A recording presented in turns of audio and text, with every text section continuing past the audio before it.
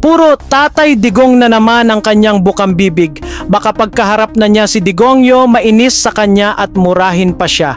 Kaya punong-puno na si Sal Panelo sa kanya at gusto na siyang makulong. Notice for Harry Roque. Ay wala, pabayaan mo siya makulong. Ayoko sa mga taong ayoko. Kasi alam ni Butiki ang karakas ni Aklang Hari, who has been a turncoat or balimbing ever since. Performative act ang lahat ng ito para kay Mima Hari because he knows the Duterte's returning to power is his only chance to regain his ill-gotten wealth and power. Ganyan ka-psycho ang isa sa mga siraulong main characters ng mga DDS. Si Tatay Digong at bakit kinakailangan siya bigyan ng kalayaan dahil siya kinidnap, dahil walang jurisdiction na hukuman at dahil ayon sa Rome Statute, hindi katungkulan ng akusado na patunayan na hindi malakas ang ebidensya laban sa kanya.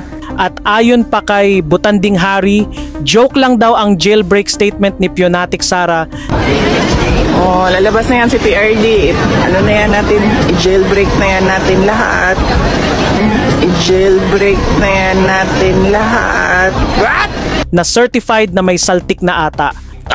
Palabasin na lang natin na kung anong mamamaraan si Tatay Digong. In other words, nagbiro si BP Sara na sige, itakas na lang natin si Tatay Digong. Sabihin na nating nabanggit yan.